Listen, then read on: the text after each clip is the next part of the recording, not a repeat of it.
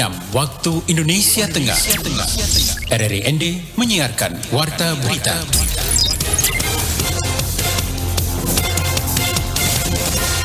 Dari Jalan Raya nomor 1 inilah Warta Berita Pagi edisi penyiaran dari Kamis 29 September 2022.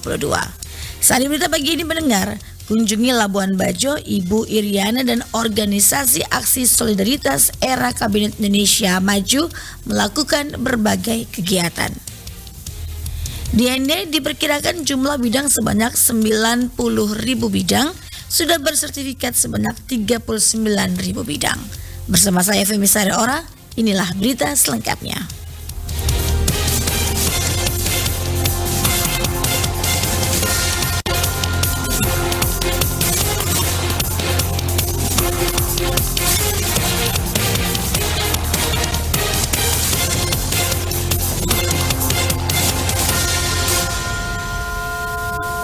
Ibu Iriana Joko Widodo bersama para anggota organisasi Aksi Solidaritas Era Kabinet Indonesia Maju (OASE-KIM) melakukan kunjungan kerja ke Labuan Bajo, Manggarai Barat pada hari Rabu 28 September 2022.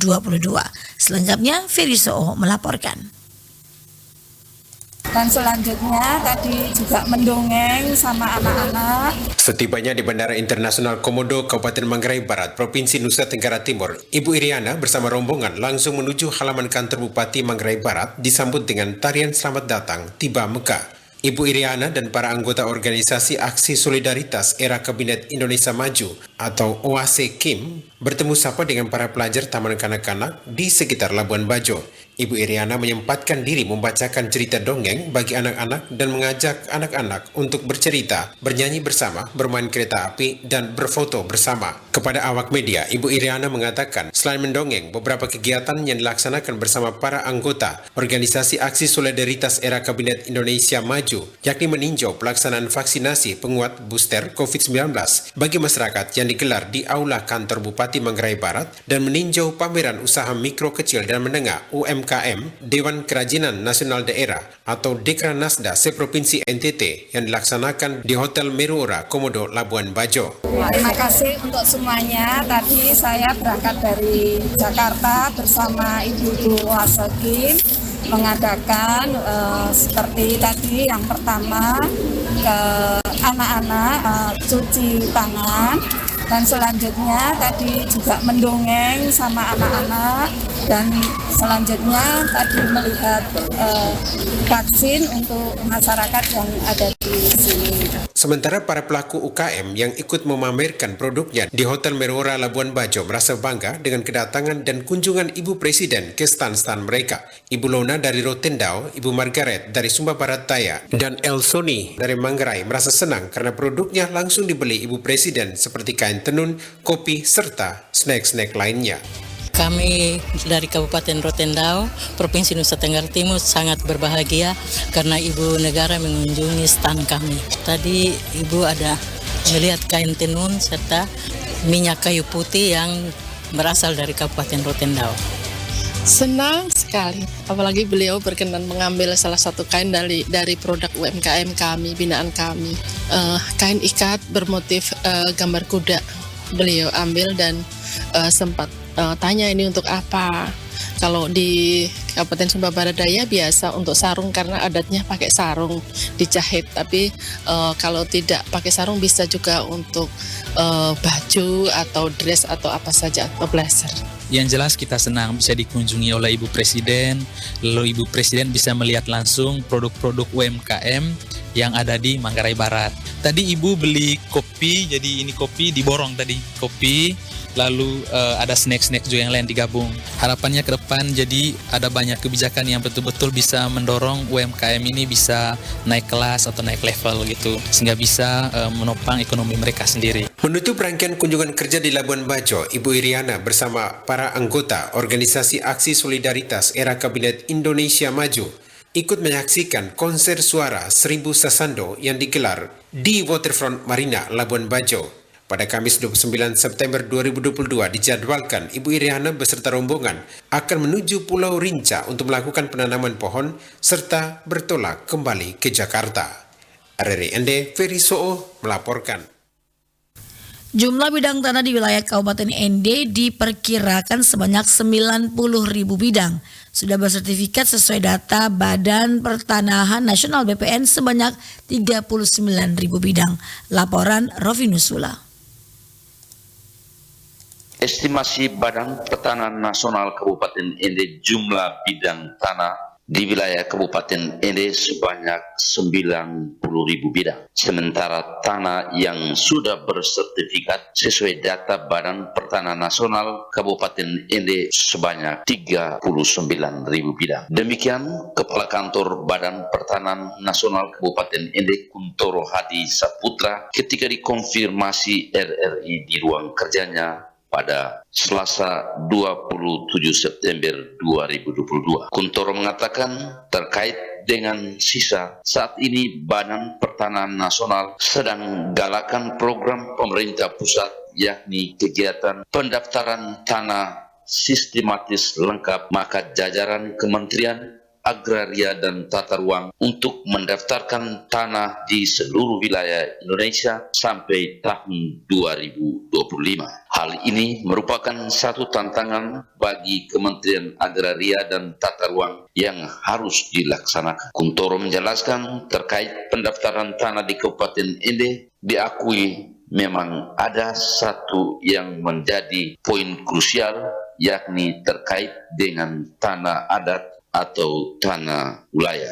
Kemudian terkait dengan sertifikat-sertifikat yang sudah terbit, itu juga kami sedang tingkatkan kualitas datanya, karena dari 39.000 bidang tanah yang tadi sudah terdaftar, banyak juga yang secara kualitas data itu belum valid. Artinya itu harus juga kita tingkatkan validasi kualitas datanya, dan itu sedang kami lakukan. Mudah-mudahan di tahun ini terjadi peningkatan yang sangat signifikan. Kuntoro menambahkan yang menjadi poin krusial Badan Pertanahan Nasional Kabupaten ND yakni tanah adat atau tanah wilayah. Pertanahan Nasional Kabupaten ND terus melakukan sosialisasi ke sejumlah desa tentang pentingnya sertifikat tanah. Jika tanah masyarakat sudah memiliki sertifikat, banyak manfaat yang bisa diambil, terutama dengan kepastian hukum, kemudian fungsi sosial tanah, dan fungsi ekonomi tanah yang mana kalau sudah ada sertifikat sudah bisa dilakukan untuk diagungkan kepada lembaga-lembaga ekonomi untuk meningkatkan pendapatan masyarakat. RRI Enervilus Bola melaporkan.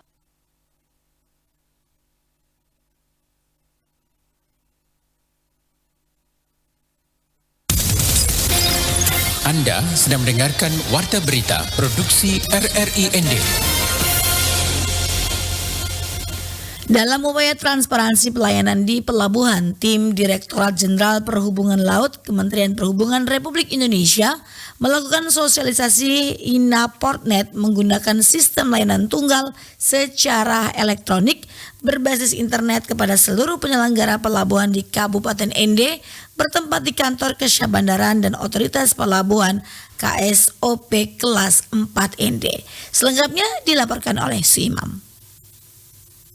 Kepala Seksi Kasih Amerika, Eropa, dan Afrika, Direktorat Lalu Lintas dan Angkutan Laut, Ardi Kurniawan, kepada RRI DND, Rabu 28 September 2022 mengatakan, penyelenggara pelabuhan ini terdiri dari kantor Kesyah Bandaran dan Otoritas Pelabuhan KSOP kelas 4 ND, para pengguna jasa pelabuhan, diantaranya agen pelayaran, dan perusahaan logistik. Dijelaskan, INA-Portnet merupakan salah satu sistem informasi dari Direktorat Jenderal Perhubungan Laut dalam rangka mengutamakan atau memperbaiki layanan kepada masyarakat. Jadi semua untuk pelayanan tidak lagi manual, namun menggunakan sistem informasi, baik itu kedatangan kapal, pelaporan LK2, intinya memudahkan para pengguna jasa untuk submisi dokumen perangkatan kapal, kedatangan kapal, dan sebagainya. Jadi tanpa tatap muka, semua by system, intinya itu meningkatkan pelayanan kepada masyarakat. Lanjut Ardi Kurniawan, kepada seluruh penyelenggara pelabuhan di Kabupaten ND, pihaknya berharap dalam mengimplementasikan aplikasi tersebut tidak ada kendala, karena mana sosialisasi akan dilaksanakan sampai 3 bulan, yang selanjutnya sudah harus beroperasi penuh untuk Inapornet-nya. Sementara Kepala Kantor Kesya Bandaran dan Otoritas Pelabuhan KSOP kelas 4ND, Konrad Sihaan, menuturkan pihaknya sangat berterima kasih kepada tim Direktorat Jenderal Pelabuhan Laut yang sudah datang ke ND untuk melakukan sosialisasi tentang Inapornet. Semoga ke depan Inapornet ini bisa terlaksana dengan baik sehingga transparansi pelayanan khususnya Kementerian Perhubungan berjalan sesuai yang diharapkan. Ya, kami juga mengucapkan terima kasih karena tim dari pusat khususnya Kementerian Perhubungan,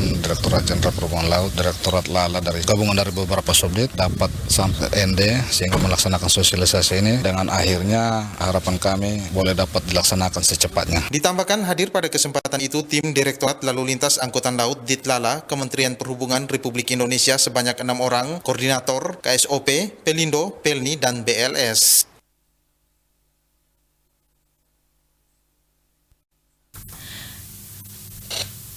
Bupati Manggarai Heribertus GL Nabit membuka secara resmi rapat koordinasi Rakor Kabupaten Pendataan Awal Registrasi Sosial Ekonomi atau Reksosek tahun 2022. Kegiatan yang difasilitasi Badan Pusat Statistik BPS Manggarai ini berlangsung di Hotel Revaya pada hari Rabu 28 September 2022 kemarin. Rakor pendataan awal Reksosek ini juga sebagai tindak lanjut arahan dari Presiden tentang perbaikan data untuk menyusun Reksosek. Tema Rakor adalah mencatat untuk membangun negeri, satu data program perlindungan sosial dan juga pemberdayaan masyarakat. Bupati Heri Nabit dalam arahannya mengharapkan agar semua pihak ikut membantu BPS menyatukan persepsi, langkah dan strategi sehingga pelaksanaan pendataan awal Reksosek tahun 2022 bisa berjalan baik dan juga memberikan hasil sesuai dengan harapan. Dikatakannya, data adalah salah satu faktor penting untuk pembangunan, di mana hal itu masih menjadi tantangan bagi Indonesia untuk terus membenahinya, khususnya dalam aspek akurasi dan pemuktahiran data guna mengefektifkan program perlindungan sosial dan ekonomi yang tepat sasaran. Pada tempat yang sama, Kepala BPS Manggarai Yosef Danu mengatakan pemerintah mengusung strategi pendataan awal Reksosek untuk memuktahirkan data guna mendukung program penanggulangan kemiskinan dan berbagai program lainnya, di mana salah satunya dengan melakukan transformasi data menuju Reksosek. Dalam laporan pada tiap penyelenggara peserta Rakor sebanyak 70 peserta berasal dari unsur Forkompinda Manggarai, Kepala Organisasi Perangkat Desa OPD, para camat se-Kabupaten Manggarai dan seluruh stakeholder yang terkait. Berita terakhir. Polemik pengerjaan jaringan listrik ke Desa Detuwulu, Kecamatan Maorole menemui titik penyelesaian. Melalui pertemuan bersama PT PLN, pemilik lahan, manajer PT PLN, Persero ULPND, Jendi K. Serius. Saya ulangi, Jendi K. Serius memastikan jika Kampung Aikela, Desa Otogedu juga mendapatkan jatah listrik tahun ini. Kepastian tersebut disampaikan secara langsung oleh Jendi K. Serius ketika menemui pemilik lahan di Kampung Aikela, Desa Otogedu pada Selasa 27 September 2022. Ia menjelaskan bahwa penambahan volume proyek ini sudah melalui berbagai kajian dengan nilai rupiah yang cukup besar dengan total jarak mencapai 800 meter dan jumlah tiang yang dibutuhkan kurang lebih 6 hingga 5 tiang. Manajemen lanjut Jendi K. Serius meminta pernyataan tertulis dari masyarakat yang menyatakan jika tidak akan menghambat proses pekerjaan. Mantan Kades Aiwora, Laurentius Wogi dalam sesi dialog menyatakan dirinya memberikan apresiasi kepada pihak PLN yang telah merespon persoalan di lapangan dengan cepat.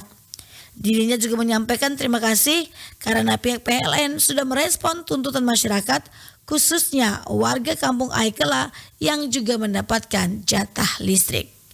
Kepala Desa Detuwulu, Don Bosco, juga memberikan apresiasi kepada semua pihak yang sudah mau duduk bersama untuk menyelesaikan permasalahan terkait dengan pembangunan jaringan listrik di wilayahnya. Sekian Warta Berita Pagi hari ini, mewakili kerabat kerja yang bertugas, saya Femi Saraora, selamat pagi.